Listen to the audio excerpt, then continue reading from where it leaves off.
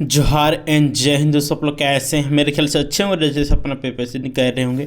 जैसा कि दोस्तों आप सभी को पता होगा कि झारखंड में कुछ ही दिन में विधानसभा का चुनाव होना है। तो विधानसभा चुनाव होने से पूर्व दोस्तों चुनाव आयोग के द्वारा दोस्तों आदर्श आचार संहिता लागू किया जाता है। ठीक है, तो आज की हम लोग वीडियो में जानने वाले हैं दोस्तों आदर्श आचार संहिता क्या है और ये कब से लागू होता है और इसमें क्या क्या प्रावधान होते हैं, है ना। और बहुत सारे कैंडिडेट का ये डाउट है कि क्या सर आचार संहिता लग जाएगा तो हम लोग को रिजल्ट आएगा या नहीं आएगा। ठीक है, झारखंड लेडीज सुपरवाइजर की बात करते हैं चाहे, और जैसे सीजीएल की बात करते हैं, चाहे झारखंड के जितने भी तमाम गवर्नमेंट एग्जामिनेशन है, क्या उस समय क्या परेशानी होगा, क्या बाधित होगा, रिजल्ट आएगा या नहीं आएगा, या फिर रिजल्ट कब आएगा, इन सभी के बारे में दोस्तों आज की वीडियो में बात करने वाले हैं। ठीक है, आप लोग अंत तक बने रहिएगा, सारा आप लोग को हम क्लियर कर।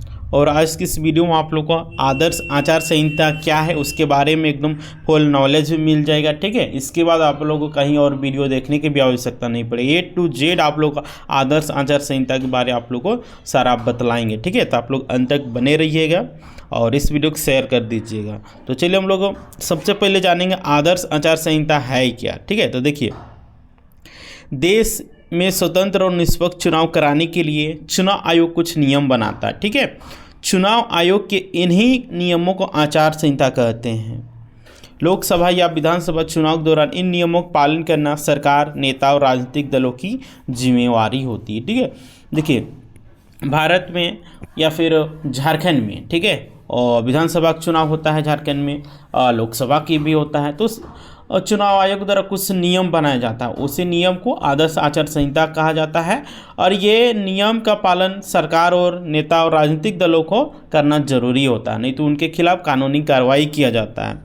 देखिए सेकेंड में है आदर्श आचार संहिता कब से लागू होती है। तो देखिए आचार संहिता चुनाव की तारीख की घोषणा के साथ ही लागू हो जाती है। ठीक है, देखिए आप लोग फिर से आप लोग ध्यान दीजिएगा, आचार संहिता चुनाव की तारीख से, ठीक है, घोषणा के साथ ही लागू हो जाती है। यानी कि जिस दिन आप चुनाव आयोग घोषणा कर देती है चुनाव होगा, उस दिन से ही आचार संहिता लागू हो जाती है। देखिए देश में लोकसभा का चुनाव हर 5 साल पे होती, अलग अलग राज्यों की विधानसभा के चुनाव अलग अलग समय पे होती रहती है। चुनाव आयोग के चुनाव कार्यक्रमों का ऐलान करते ही आचार संहिता लागू हो जाती। ठीक है, मान चलिए आज कितना हो गया आपका 15 तारीख हो, 15 अक्टूबर हो गया। ठीक है, तो आज अगर चुनाव आयोग अपना चुनाव झारखंड विधानसभा में घोषणा करती कि इस डेट से चुनाव होगा, तो समझिए आज से वो आदर्श आचार संहिता लागू हो जाएगा और जो जो नियम रहेगा उसका पालन करना होगा सभी राजनीतिक दलों को। देखिए थर्ड पॉइंट में है आचार संहिता कब तक रहेंगी। देखिए आचार संहिता चुनाव प्रक्रिया संपन्न होने तक, यानी कि जब तक रिजल्ट नहीं आ जाता है तब तक वो लागू रहती है। चुनाव की तारीख की घोषणा के साथ ही आचार संहिता देश में लगती है। सही बात है, चुनाव की तारीख की घोषणा होती है उसी दिन राज्य में, देश में आचार संहिता लागू होती है वोटों की गिनती होने तक।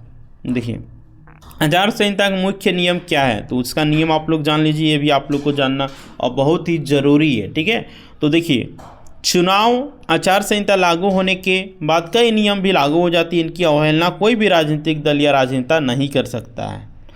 देखिए सार्वजनिक धन का इस्तेमाल किसी विशेष राजनीतिक दल या नेता को फायदा पहुंचाने के लिए नहीं होगा। ठीक है, सरकारी धन यानी कि कोई भी सरकार, ठीक है, जो भी वर्तमान में सरकार रहेगी, जैसे कि अभी हेमंत सोरेन सरकार है। ठीक है, अभी चुनाव आयोग जब चुनाव का ऐलान कर देगी उस समय से चुनाव रिजल्ट तक कोई भी ये मतलब घोषणाएं नहीं कर सकते हम ये देंगे वो देंगे। ठीक है, और कोई भी मतलब सरकारी धन का प्रयोग नहीं करेंगी, है ना, उसमें किसी भी पैसा या किसी भी तरह का लेन देन के काम नहीं करेगी, यानी सारी चीज़ें बाधित रहेंगी। ठीक है, देखिए सरकारी गाड़ी हो गया, सरकारी विमान या सरकारी बंगले की इस्तेमाल चुनाव प्रचार के लिए नहीं किया जाएगा। ठीक है, और देखिए आचार संहिता के दौरान सरकारी गाड़ी का भी प्रयोग नहीं करना है, सरकारी हवाई जहाज़ का भी प्रयोग नहीं करना है, यहाँ तक कि सरकारी बंगले का भी प्रयोग चुनाव प्रचार के लिए नहीं करना है। किसी भी तरह की सरकारी घोषणा नहीं करना है, कोई भी सरकारी घोषणा नहीं करना। पार्टी का स्तर से कर सकते हैं लेकिन सरकार के स्तर से आप किसी भी घोषणा नहीं कर सकते हैं जिससे कि आपके तरफ जनता आकर्षित हो। लोकार्पण और शिलान्यास आदि नहीं होगा। और जब आचार संहिता लागू हो जाता है उस समय ना तो कोई शिलान्यास होगा ना कोई उद्घाटन होता है। आगे देखिए, किसी भी राजनीतिक दल, प्रत्याशी, राजनेता या समर्थकों को रैली से पहले पुलिस की अनुमति लेनी होगी। देखिए, और एक खासियत क्या है, कोई भी पार्टी है या प्रत्याशी है या राजनेता या समर्थक है, रैली होता है ना, देखिएगा चुनाव भी होगा, उस समय देखिए रैली कितना होगा, है ना। तो उस समय आप लोग सबसे पहले प्रशासन से आप लोग अनुमति लेना होगा। अगर प्रशासन अनुमति देती है तो ही आप रैली या कर सकते हैं, ठीक है। देखिए, किसी भी चुनावी रैली में धर्म या जाति के नाम पर वोट नहीं मांगेंगे। देखिए, किसी भी रैली हो रहा है उसमें धर्म या जाति के नाम पे जो भी वोट मांग रहा है उसके खिलाफ आप चुनाव आयोग में शिकायत कीजिए, उसके खिलाफ कानूनी कार्रवाई किया जाएगा। देखिए, आदर्श आचार संहिता के मुख्य विशेषता के बारे आप लोग देख लीजिए, ठीक है। तो देखिए, आदर्श आचार संहिता की मुख्य विशेषता निर्धारित करती है कि राजनीतिक दलों, निर्वाचन लड़ने वाले अभ्यर्थियों और सत्ताधारी दलों को निर्वाचन प्रक्रिया के दौरान कैसा व्यवहार करना चाहिए, ठीक है। देखिए, आदर्श आचार संहिता की मुख्य विशेषता ये तय करती है कि राजनीतिक दलों, निर्वाचन लड़ने वाले अभ्यर्थियों और सत्ताधारी दलों को निर्वाचन प्रक्रिया के दौरान कैसा व्यवहार होना चाहिए, यानी कि निर्वाचन प्रक्रिया, बैठकें आयोजित करने, शोभा यात्राएं, मतदान दिवस गतिविधियों तथा सत्ताधारी दल के कामकाज इत्यादि के दौरान उनका सामान्य आचरण कैसा होगा, ठीक है। ये इसका मुख्य विशेषता है। वो कहीं गुंडागर्दी तो नहीं उतरती। इसी सब को लगाम लगाने के लिए आचार संहिता लागू किया जाता है। देखिए, आगे पॉइंट है, क्या मंत्री अपने आधिकारिक दौरे को निर्वाचन प्रचार के साथ मिला सकता है? नहीं मिला सकता है। देखिए, कोई भी मंत्री है, राज्य के मंत्री है या राज्य के मंत्री है, वो अपने आधिकारिक दौरे को वो निर्वाचन प्रचार के साथ नहीं मिला सकती है, ठीक है। ये पॉइंट आप लोग क्लियर हो गया। देखिए, 7 पॉइंट में क्या है, क्या सरकारी वाहन को निर्वाचन प्रचार संबंधी कार्यों के लिए प्रयोग किया जा सकता है? क्या सरकारी वाहन को निर्वाचन प्रचार संबंधी कार्यों के लिए प्रयोग किया जा सकता है? तो देखिए, इसका जवाब है विमान हो गया, वाहन इत्यादि सरकारी सहित कोई भी सरकारी वाहन किसी भी दलीय अभ्यर्थी के हितों को लाभ पहुंचाने का प्रयोग नहीं किया जाएगा, ठीक है। यानी कि कुल मिलाकर समझिए कि लाभ पहुंचाने के लिए किसी भी राजनीतिक दल को या फिर कैंडिडेट को सरकारी वाहन अगर वो प्रयोग करता है और उससे उसका बेनिफिट होता है तो वो नहीं होगा, ठीक है। यानी कि वो उसका प्रयोग नहीं कर पाएगा। 8वां में देखिए, क्या सरकार निर्वाचन कार्य से संबंधित पदाधिकारियों का हस्तांतरण और तैनाती कर सकती है ना। बहुत सारी ये लोगों का मन में डाउट रहता है, क्या सरकार निर्वाचन कार्य से संबंधित पदाधिकारियों का हस्तांतरण और तैनाती कर सकती है? तो देखिए, निर्वाचन के आयोजन से प्रत्यक्ष अप्रत्यक्ष रूप से जुड़े सभी अधिकारियों पदाधिकारियों का हस्तांतरण और तैनाती संपूर्ण प्रतिबंध होगा, है ना। देखिए, निर्वाचन आयोजन से अप्रत्यक्ष अप्रत्यक्ष रूप से जुड़े सभी अधिकारियों पदाधिकारियों का हस्तांतरण और तैनाती पर प्रतिबंध रहता है। यदि किसी अधिकारी का हस्तांतरण या तैनाती आवश्यक मानी जाती है तो आयोग की पूर्व अनुमति ली जाएगी। अगर उस तरह मतलब माहौल बनता है ना, और ज़रूरी है बदलना, तो उससे पहले राज्य सरकार को क्या करना होगा, चुनाव आयोग से अनुमति लेना होगा, तब जाके उसका हस्तांतरण हो सकेगा, ठीक है। देखिए, यदि निर्वाचन आयोग से निर्वाचन कार्य से संबंधित किसी अधिकारी का आदर्श आचार संहिता लागू होने से पहले सरकार द्वारा हस्तांतरण कर दिया जाता है और उसने नए स्थान पर कार्यभार ग्रहण नहीं किया, तो क्या ऐसे अधिकारी आचार संहिता घोषणा के नए स्थान पर कार्यभार कर सकेंगे? नहीं। देखिए, चुनाव आदर्श आचार संहिता से पहले ही, ठीक है, कोई अधिकारी को हस्तांतरण कर दिया गया, यानी कि ट्रांसफ़र किया गया है, ठीक है। तो चुनाव जब आचार संहिता लागू होगा उसके बाद क्या उसको वहीं पे रहेगा या फिर बदला जाएगा? तो वो ज्यों का त्यों रहेगा, ठीक है, नहीं बदलेगा। वही कहा है, यथा पूर्ण स्थिति बनाए रखी जाएंगी। चलिए नेक्स्ट है 10वां नंबर में, क्या कोई केंद्र मंत्री या राज्य सरकार का मंत्री निर्वाचनों की अवधि के दौरान किसी आधिकारिक चर्चा के लिए किसी राज्य या निर्वाचन क्षेत्र के निर्वाचन संबंधी अधिकारी को बुला सकता है? देखिए, कोई भी केंद्र और राज्य सरकार के मंत्री कहीं भी आधिकारिक चर्चा हेतु राज्य या निर्वाचन क्षेत्र के किसी निर्वाचन संबंधी अधिकारी को नहीं बुला सकता है। ठीक है, तो वो नहीं बुला सकता है। ठीक है, क्योंकि आचार संहिता लागू है। देखिए, इसका एकमात्र अपवाद होगा जब कोई मंत्री संबंधित विभाग के प्रभारी होने के नाते कोई मुख्यमंत्री कानून एवं व्यवस्था के असफल हो जाने, प्राकृतिक आपदा या किसी आपातकाल में ऐसे किसी निर्वाचन क्षेत्र पर का आधिकारिक दौरा करते हैं जिसमें अधीक्षण, मदद, राहत और इसी प्रकार के विशेष परियोजना, ऐसे मंत्री या मुख्यमंत्री की व्यक्तिगत उपस्थिति अपेक्षित है ना।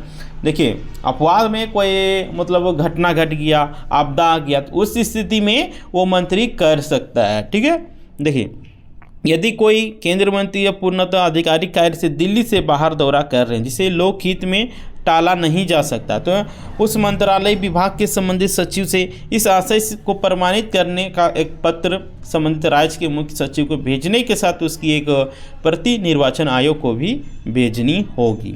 देखिए, आगे है, क्या कोई पदाधिकारी मंत्री से उनके निजी दौरे के दौरान उस निर्वाचन क्षेत्र में मिल सकते हैं जहां निर्वाचन हो रहे हैं? ध्यान से आप लोग सुनिए, क्या कोई पदाधिकारी मंत्री से उनके निजी दौरे के दौरान उस निर्वाचन क्षेत्र में मिल सकते हैं जहां निर्वाचन हो रहा है? कोई भी पदाधिकारी जो मंत्री से निर्वाचन क्षेत्र में उनके निजी दौरे के दौरान मिलते हैं संगत सेवा नियमों के अधीन कदाचार के दोषी होंगे, और यदि लोक प्रतिनिधित्व अधिनियम 1951 की धारा 129(1) में उल्लेखित पदाधिकारी है तो 19 धारा से संविधिक उपबंधों को उल्लंघन करने का अतिरिक्त दोषी माना जाएगा और उसके अधीन उपबंधित दंडिक कार्रवाई के भागी होंगे। ठीक है, अगर इस तरह का कोई अधिकारी करता है, निजी दौरे में कोई मंत्री है अपने निर्वाचन क्षेत्र में और कोई अधिकारी मिलने जाता है, तो वो आचार संहिता का उल्लंघन होगा और उनके खिलाफ कानूनी कार्रवाई किया जाएगा। देखिए, क्या है, क्या निर्वाचनों के दौरान मंत्री आधिकारिक वाहन के हकदार होंगे? तो देखिए, इसका जवाब है, मंत्रियों को अपना आधिकारिक वाहन केवल अपने आधिकारिक निवास से अपने कार्यालय तक शासकीय कार्यों के लिए ही मिलेगा, बशर्ते इस प्रकार के सफर को किसी निर्वाचन प्रचार कार्य या राजनीतिक गतिविधि से न जोड़ा जाए। देखिए, 13 नंबर पॉइंट पे, क्या मंत्री या कोई अन्य राजनीतिक कार्यकर्ता सायरन सहित बीकन प्रकाश वाली पायलट कार का प्रयोग कर सकते हैं? इसका जवाब है, सुनिए, मंत्री या किसी अन्य राजनीतिक कार्यकर्ता को निर्वाचन अवधि के दौरान निजी आधिकारिक दौरे पर किसी पायलट कार या किसी रंग की बिगन लाइट अथवा किसी भी प्रकार के सायरन सहित कार का प्रयोग करने की अनुमति नहीं होगी, भले ही राज्य प्रशासन ने उसे सुरक्षा कवर दिया हो, जिसमें ऐसे दौरों पर उसके साथ सशस्त्र अंगरक्षकों की उपस्थिति रहने की आवश्यकता हो।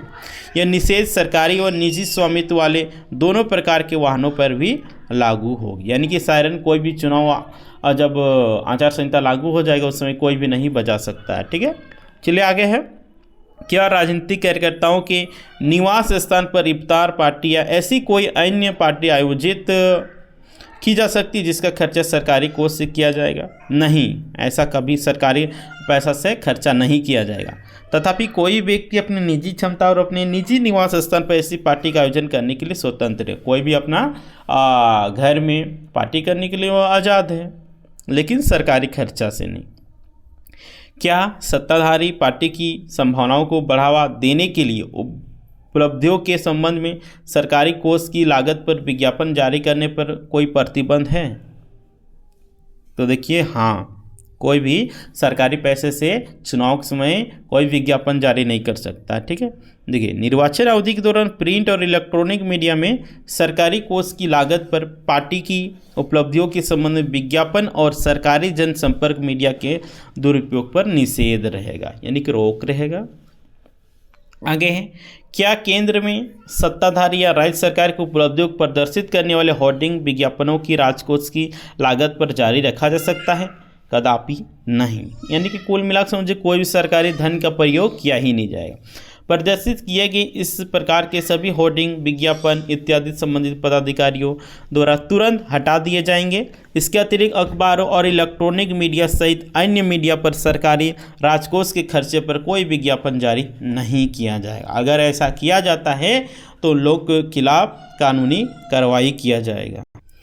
देखिए 17 नंबर पॉइंट में दिया हुआ है क्या, मान लीजिए किसी योजना या कार्यक्रम के संबंध में कार्य आदेश किया गया है, ठीक है, तो क्या इसे निर्वाचन के बाद शुरू किया जा सकता है। देखिए निर्वाचनों की घोषणा से पूर्व जारी कार्य आदेश के संबंध में यदि क्षेत्र में वास्तविक रूप से कार्य शुरू नहीं किया गया है तो उसे शुरू नहीं किया जाएगा, ठीक है। लेकिन यदि काम वास्तव में शुरू कर दिया गया है तो उसे जारी रखा जा सकता है। देखिए कुल मिलाकर समझिए, देखिए अगर चुनाव से पहले ही किसी कार्य को, ठीक है, कोई भी घोषणा हुआ है ना, कोई भी काम, और वो कार्य चल रहा है, ठीक है, कार्य चल रहा है तो निरंतर चलते रहेगा। और कोई भी कार्य अगर घोषणा हुआ है और नहीं हुआ है और सोचेगा कि चुनाव समय हम उसको कार्य करेंगे तो वो नहीं हो पाएगा। आगे देखिए, सरकार आपातकालिक स्थिति या अप्रत्याशित आपदाओं से निपटने के लिए क्या करती है, जबकि कल्याणकारी उपाय घोषणा पर प्रतिबंध लगा रहता है। हाँ सही बात है। देखिए आचार संहिता के समय अगर कोई आपदा आ जाता है, ठीक है, तो सरकार कैसे मदद करेगी।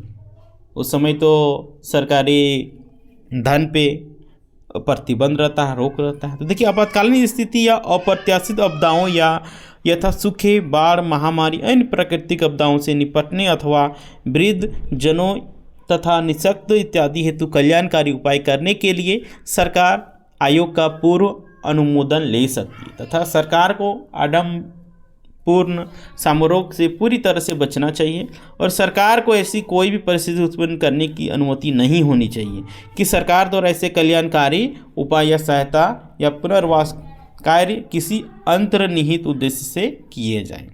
देखिए 19 नंबर पॉइंट है, क्या शराब के ठेकों, तेंदुए की पत्तियों और ऐसे अन्य मामलों के संबंध में निविदा, नीलामी इत्यादि कार्रवाई की जा सकती है। जी नहीं। संबंधित क्षेत्र में निर्वाचन प्रक्रिया के पूर्ण होने तक ऐसे मामलों पर कार्रवाई को स्थगित किया जा सकता है और सरकार द्वारा अंतरिम व्यवस्था पर व्यवस्था कर सकती है जहां परिहार कार्य से आवश्यक हो। देखिए क्या है, क्या सरकारी स्वामित्व वाली बसों की बस टिकट के पिछली और राजनीतिक विज्ञापन प्रकाशित किया जा सकता है। नहीं, कोई भी सरकारी चीज़ में, कोई भी सरकारी जगह में कोई भी राजनीतिक दल अपना विज्ञापन प्रचार प्रसार नहीं कर सकता है, ठीक है। क्या गेहूं और अन्य कृषि संबंधी उत्पादों का न्यूनतम समर्थन मूल्य निर्धारित किया जा सकता है। इस संबंध में निर्वाचन आयोग से परामर्श लिया जा सकता है, ठीक है। इस विषय पे निर्वाचन आयोग से सलाह लिया जाएगा। देखिए 22 में है, क्या राज्य सरकार निर्वाचन आयोग से प्रत्यक्ष रूप में किसी प्रस्ताव के संबंध में कोई स्पष्टीकरण, अनापत्ति अनुमोदन मांग सकती है। जी नहीं। निर्वाचन आयोग से स्पष्टीकरण या अनापत्ति या अनुमोदन मांगने हेतु राज्य सरकार का कोई भी प्रस्ताव केवल मुख्य निर्वाचन अधिकारी के माध्यम से ही भेजा जाना चाहिए, जो संबंधित मामले में अपनी सिफारिशों देंगे अथवा अन्यथा टिप्पणी प्रस्तुत करेंगे। निर्वाचन प्रचार हेतु क्या है, निर्वाचन प्रचार करते समय राजनीतिक दल या अभ्यर्थियों के प्रमुख दिशा निर्देश क्या है।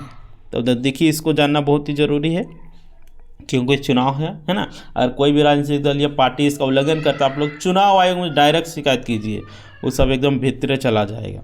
तो देखिए चुनाव प्रचार के दौरान कोई भी अभ्यर्थी या दल ऐसी किसी गतिविधि में शामिल नहीं होंगे जिससे मौजूदा मतभेद बढ़ जाए, जिनसे परस्पर द्वेष पैदा हो अथवा भिन्न भिन्न जातियों और समुदायों, धर्मों या भाषाभाषी लोगों में तनाव बढ़ जाए। इसके अतिरिक्त अन्य राजनीतिक दलों की आलोचना करते समय यह केवल उनकी नीति और कार्यक्रमों, पिछले रिकॉर्ड और कार्यों तक ही सीमित होनी चाहिए। दलों और अभ्यर्थियों का निजी जीवन के सभी पहलुओं का आलोचना करने से बचना चाहिए, ठीक है। देखिए चुनाव है तो इसमें मतलब नीति का विरोध होना चाहिए, ठीक है, विचार का विरोध होना चाहिए, ये नहीं कि व्यक्तिगत विरोध नहीं होना चाहिए। व्यक्तिगत करते हैं तो ये निर्वाचन आयोग के खिलाफ है, आचार संहिता के खिलाफ है। अगर ऐसे पकड़ा जाते हैं तो उनके खिलाफ कानूनी कार्रवाई किया जाएगा, ठीक है। देखिए आगे क्या है, दलों और अभ्यर्थियों के निजी जीवन के सभी पहलुओं की आलोचना करने से बचना चाहिए जो अन्य दलों के नेताओं या कार्यकर्ताओं की सार्वजनिक गतिविधियों से जुड़े न हों। दूसरे दलों या उनके कार्यकर्ताओं का आलोचना निराधार आरोपों तथा या तथ्यों को तोड़ मोड़ कर नहीं की जानी चाहिए। आगे क्या है, क्या निर्वाचन प्रचार के लिए धार्मिक स्थानों के प्रयोग पर प्रतिबंध है? जी हाँ, देखिए निर्वाचन आयोग के मतलब आदर्श आचार संहिता के समय आप किसी धार्मिक स्थल का प्रयोग नहीं कर सकते हैं। ठीक है, धार्मिक स्थान यथा मंदिर हो गया, मस्जिद हो गया, चर्च, गुरुद्वारा या पूजा के अन्य स्थानों का निर्वाचन प्रचार के मंच के रूप में प्रयोग नहीं किया जाएगा। इसके अतिरिक्त मत प्राप्त करने के लिए जाति या सांप्रदायिक भावनाओं के आधार पर कोई अपील नहीं की जाएगी। यानी कि आप जाति या धर्म के आधार पर आप वोट नहीं मांग सकते। अगर कोई ऐसे मांगते हुए पकड़ा जाते हैं तो उनके खिलाफ कानूनी कार्रवाई हो सकती है। देखिए आगे क्या है, देखिए क्या कोई अभ्यर्थी जुलूस के साथ अपना नाम निर्देशन पत्र भरने के लिए रिटर्निंग अधिकारी कार्यालय जा सकता है? तो जी नहीं। देखिए रिटर्निंग अधिकारी कार्यालय की परिधि में आने वाले वाहनों की अधिकतम संख्या को 3 तक सीमित रखा गया है और रिटर्निंग अधिकारी कार्यालय में जाने वाले व्यक्तियों की अधिकतम संख्या को 5 अभ्यर्थी सहित रखा गया है। आगे है, क्या निर्वाचन परियोजनाओं हेतु वाहनों के चलाने पर प्रतिबंध है? निर्वाचन प्रचार के प्रयोजनार्थ अभ्यर्थी कितने भी वाहन, टू व्हीलर सहित सभी यांत्रिक और मोटर युक्त वाहन चला सकते हैं, परंतु ऐसे वाहन चलाने के लिए रिटर्निंग अधिकारी का प्रयोग करना मतलब अनुमति लेना होता है और उसे रिटर्निंग अधिकारी द्वारा जारी परमिट की मूल प्रति को वाहन की विंड स्क्रीन पर प्रमुखता से प्रदर्शित करना चाहिए। परमिट पर वाहन की परमिट संख्या और उस अभ्यर्थी के नाम जिसके पक्ष में वाहन जारी किया गया है का उल्लेख होना चाहिए। देखा कि आगे क्या कुछ है, क्या किसी वाहन जिसके लिए अभ्यर्थी नाम पर निर्वाचन प्रचार हेतु अनुमति ली गई है को दूसरे अभ्यर्थी द्वारा निर्वाचन प्रचार हेतु प्रयोग किया जा सकता है? इसका जवाब होगा जी नहीं। अन्य अभ्यर्थी द्वारा निर्वाचन प्रचार हेतु ऐसे वाहन के प्रयोग हेतु भारतीय दंड संहिता देखिए धारा 171 ज के तहत कार्रवाई की जाएगी। आगे देखिए, क्या राजनीतिक प्रचार अभियान या रैलियों के शैक्षणिक संस्थानों या उनके मैदानों भले ही सरकारी सहायता प्राप्त निजी या सरकारी प्रयोग पर प्रतिबंध है? तो यहाँ देखिए इसका कहना है, अब मतलब क्वेश्चन क्या है कि देखिए क्या चुनाव के समय क्या कोई मतलब अपने चुनाव प्रचार के लिए रैली करने के लिए किसी शैक्षणिक संस्थान के मैदान में क्या उसका प्रयोग कर सकते हैं? तो देखिए आयोग ने राजनीतिक प्रयोग हेतु तो स्कूलों और कॉलेज के मैदानों पंजाब पर के अनुमति नहीं दी है। ठीक है, देखिए क्या है आगे, किसी भी परिस्थिति में स्कूल और कॉलेज के शैक्षणिक कैलेंडर को विस्तृत नहीं किया जा सकता है। ठीक है, स्कूल या कॉलेज को इस परियोजना को कोई आपत्ति नहीं होनी चाहिए और ऐसे प्रचार अभियान के लिए स्कूल कॉलेज प्रबंधन और साथ ही सब डिविजनल अधिकारी से अनुमति ली जाएगी। यानी कि अगर आप चाहते हैं स्कूल कॉलेज में सभा करना तो ये आपको सबसे पहले निर्वाचन आयोग से अनुमति लेना होगा। ऐसी अनुमति पहले आओ पहले पाओ आधार पर दी जाती है। किसी भी राजनीतिक दल को इन मैदानों के प्रयोग पर एकाधिकार करने की अनुमति नहीं, कि कोई भी राजनीतिक दल को यह अधिकार नहीं कि यहाँ पे सिर्फ हम ही सभा कर सकते हैं, हम ही रैली कर सकते हैं, ऐसा कोई प्रावधान नहीं है। ठीक है, इसलिए पहले लेटर दीजिए, पहले आप सभा कीजिए। देखिए आगे क्या है, किसी भी न्यायालय का ऐसा कोई आदेश या निर्देश नहीं है जैसे परिसर या मैदान पर रोक लगा सकते। ऐसा कोई भी आदेश नहीं है कि इस तरह का मैदान में रोक लगा दे सके। राजनीतिक बैठकों के लिए स्कूल या कॉलेजों के मैदानों के आवंटन में किसी भी उल्लंघन को आयोग द्वारा गंभीरता से लिया जाएगा और इस संबंध में जिम्मेवारी होगी सब डिविजनल अधिकारी की। और राजनीतिक दल और अभ्यर्थी तथा निर्वाचन प्रचार करने वाले इस बात का पूरा ध्यान रखेंगे उपयुक्त मानदंडों का उल्लंघन न हो। यदि ऐसे मैदानों को निर्वाचन प्रचार के लिए परियोजना प्रयोग किया जा रहा है तो प्रयोग के बाद उन्हें बिना किसी नुकसान के या की गई क्षति यदि कोई हुई है हेतु अपेक्षित क्षतिपूर्ति के साथ संबंधित पदाधिकारी को लौटाना चाहिए। कोई भी राजनीतिक दल जो संबंधित स्कूल या कॉलेज प्राधिकारी को प्रचार अभियान वापस करते समय ऐसी क्षतिपूर्ति यदि कोई हुई है तो भुगतान करने के लिए जिम्मेवार है। ठीक है, तो देखिए अगर किसी प्रकार का नुकसान होता है तो राजनीतिक दल उसका भरपाई करेगा।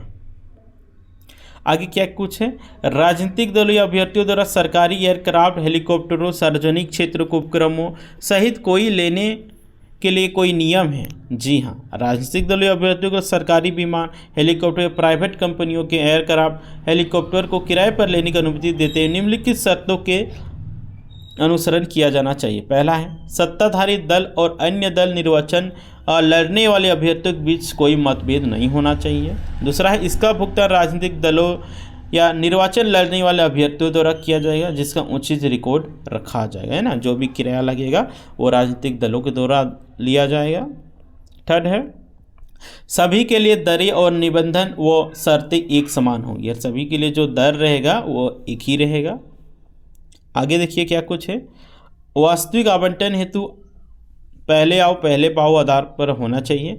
इस परियोजनार्थ आवेदन की तारीख व समय को आवेदन प्राप्त करने वाले प्राधिकृत प्राधिकारी द्वारा नोट कर लिया जाना चाहिए। ऐसे मामलों में जब कभी 2 या उससे अधिक आवेदनों की तारीख व समय एक होगा तो आवंटन का निर्णय ड्रॉ द्वारा होगा। देखिए, किसी भी व्यक्ति, फर्म या पार्टी या अभ्यर्थी को एक ही समय पर 3 दिन से अधिक के लिए हेलीकॉप्टर किराए पे नहीं मिलेगा। ठीक है, क्या पेम्पलेट, पोस्टर आदि की छपाई पर कोई प्रतिबंध चुनाव आदर्श संचार संहिता के समय होता है? तो देखिए, अभ्यर्थी किसी ऐसे निर्वाचन पेम्पलेट या पोस्टर का मुद्रण अथवा प्रकाशन नहीं करेगा अथवा उसका मुद्रण अथवा प्रकाशन नहीं करवाएगा जिस पर उसका चेहरा, नाम अथवा पते मुद्रित अथवा प्रकाशित ना हो। ठीक है, देखिए आगे है,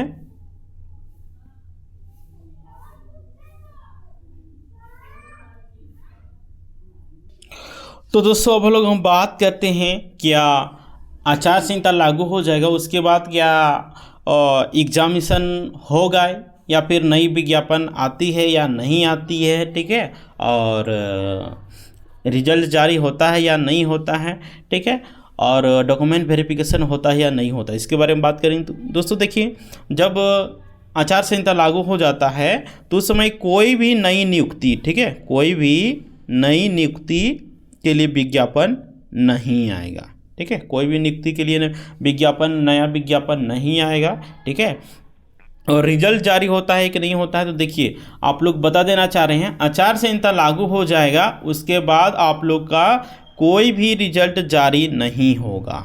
ठीक है, कोई भी रिजल्ट आप लोग का जारी नहीं होगा, चुनाव के बाद फिर जारी होगा। ठीक है, और हम लोग बात करते हैं डॉक्यूमेंट वेरिफिकेशन होता है या नहीं होता है। तो देखिए, आप लोग रिजल्ट आएगा ही नहीं तो आप लोग का डॉक्यूमेंट वेरिफिकेशन कहाँ से हो पाएगा। ठीक है, इसलिए आप लोग का कोई ना डॉक्यूमेंट वेरिफिकेशन होगा, ना आप लोग का रिजल्ट आएगा, ना किसी प्रकार का ज्वाइनिंग चुनाव के समय मिलेगा। ठीक है, और देखिए पहले से अगर कोई विज्ञापन निकला हुआ है चुनाव से पहले ही तो क्या एग्जामिनेशन होगा या नहीं होगा। तो देखिए, पहले से अगर कोई प्रक्रिया में है तो उसका एग्ज़ाम होगा। ठीक है, एग्ज़ाम होगा। ठीक है, लेकिन रिजल्ट हो गया, डॉक्यूमेंट वेरिफिकेशन हो गया, यह सब नहीं होगा और कोई भी नियुक्ति आदर्श आचार संहिता के दौरान नहीं दिया जा सकता। ठीक है, तो आप लोग सारा आज की इस वीडियो में हम लोग क्लियर कर दिए हैं। ठीक है, तो आप लोग इस वीडियो को लाइक करें, कमेंट करें और ज़्यादा से ज़्यादा शेयर करें ताकि जितने भी तैयारी करने वाले कैंडिडेट होंगे सभी के पास वीडियो पहुंच सकेगा और सभी लोग इसका फ़ायदा उठा सकेंगे। ठीक है, तो आप लोग शेयर कर दीजिएगा और अभी तक जौहरी एग्जाम नहीं होंगे तो जौहरी एग्जाम सब्सक्राइब कर लेना है एंड बेल आइकन को प्रेस कर देना है।